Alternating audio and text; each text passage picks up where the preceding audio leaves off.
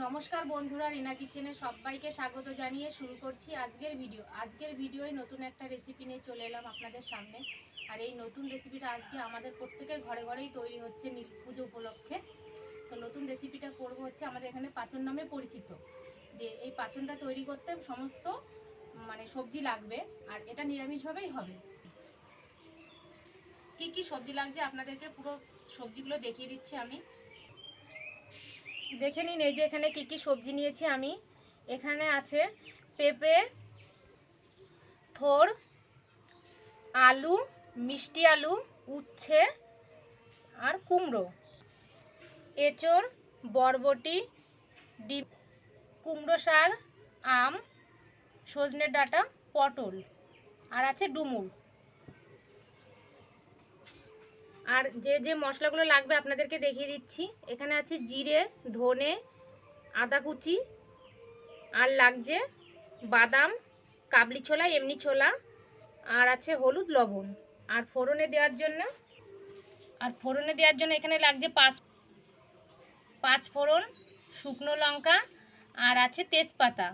আর সবজির জন্য লাগছে কাঁচা পাকা লঙ্কা আর ঘি। উনুনটা আমি এবার ধরিয়ে নিচ্ছি। উনুনটা খুব ভালো করে ধরিয়ে নিয়েছি। এবার কড়াইটা বসিয়ে দিচ্ছি।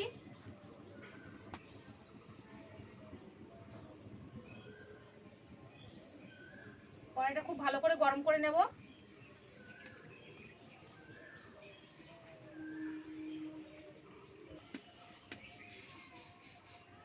আমি এখানে শুকনো খোলায় একটা মশলা তৈরি করে নেব। প্রথমে দিয়ে দিচ্ছি জিরে,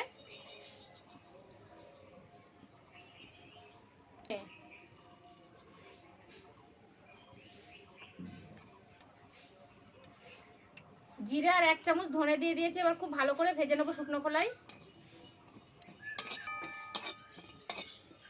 মশলাটা আমার ভাজা হয়ে গেছে, এবার আমি নামিয়ে নিচ্ছি।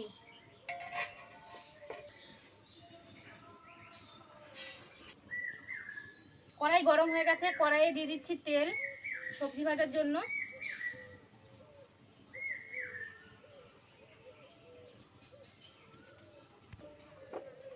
তেল গরম হয়ে গেছে, তেলের মধ্যে দিয়ে দিচ্ছি আলু দিয়ে খুব ভালো করে ভেজে নেব।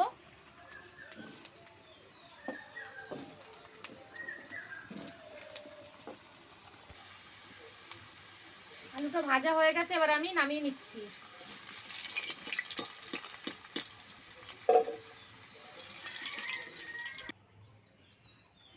দিয়ে দিচ্ছি এবার মিষ্টি আলুটা ভাজা হয়ে গেছে, নামিয়ে নিচ্ছি। পেঁপে আর উচ্ছেটা আমি একসঙ্গে ভেজে নিচ্ছি। উচ্ছে আর পেঁপেটা আমার ভাজা হয়ে গেছে খুব ভালো করে, এবার আমি নামিয়ে নিচ্ছি। এবার দিয়ে দিচ্ছি কুমড়োটা খুব ভালো করে ভাজা হয়ে গেছে, এবার আমি নামিয়ে নিচ্ছি।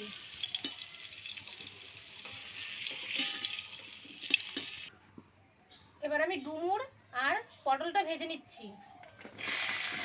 আর পটলটা আমার খুব ভালো করে ভাজা হয়ে গেছে, আমি নামিয়ে নিচ্ছি। এবার আমি এঁচড়টা ভেজে নিচ্ছি। আর এখানে আমি এঁচড়টা সিদ্ধ করিনি, আমি ছাঁকা তেলে ভেজে নেবো খুব ভালো করে।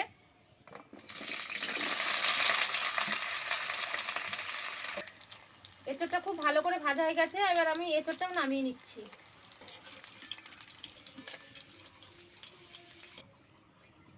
এবার আমি বাদামটা তেলের মধ্যে ভেজে নেব।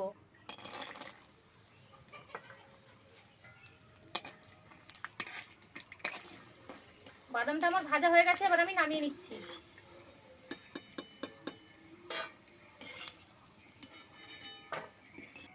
তেল গরম হয়ে গেছে, ফোড়নে দিয়ে দিচ্ছি তেজপাতা, শুকনো লঙ্কা আর 5 ফোড়ন।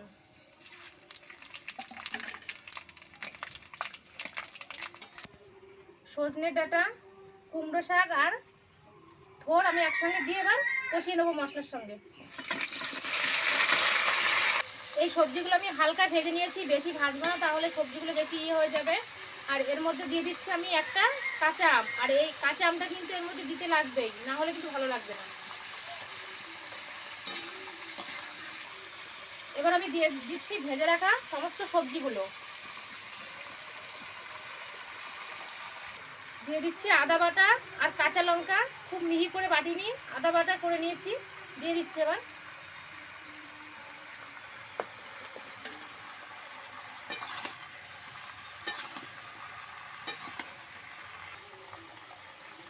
দিয়ে দিচ্ছি 1 চামচ হলুদ, 1.5 চামচ লবণ। এখন দিয়ে দিচ্ছি আমি সিদ্ধ করা ছোলাটা দিয়ে দিচ্ছি।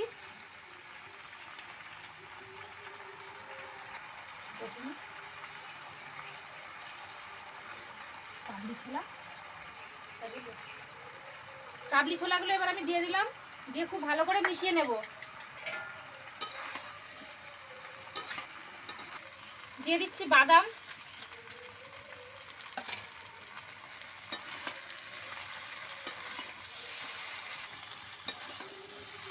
সমস্ত মশলা দিয়ে সবজিগুলো আমার খুব ভালো করে কষানো হয়ে গেছে। এবার দিয়ে দিচ্ছি আমি জল,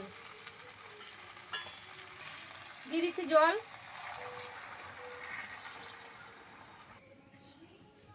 জল দিয়ে সমস্ত সবজি করে দিয়েছি। দেখুন বন্ধুরা কত সুন্দর কালার হয়েছে সবজিটার।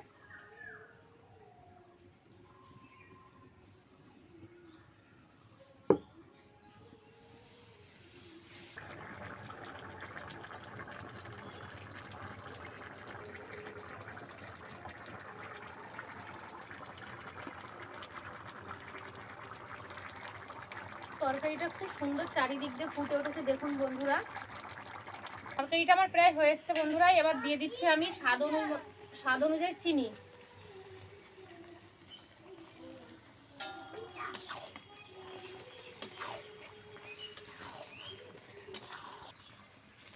চিনিটা দিয়ে আমি খুব ভালো করে মিশিয়ে নিয়েছি। এবার যে ভাজা মশলাটা তৈরি করেছিলাম সেই ভাজা মশলাটা দিয়ে দিচ্ছি।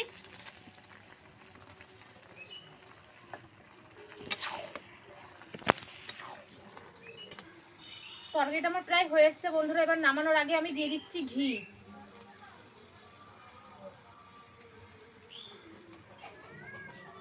তরকারিটা আমার রেডি হয়ে গেছে বন্ধুরা, এবার আমি নামিয়ে নিচ্ছি।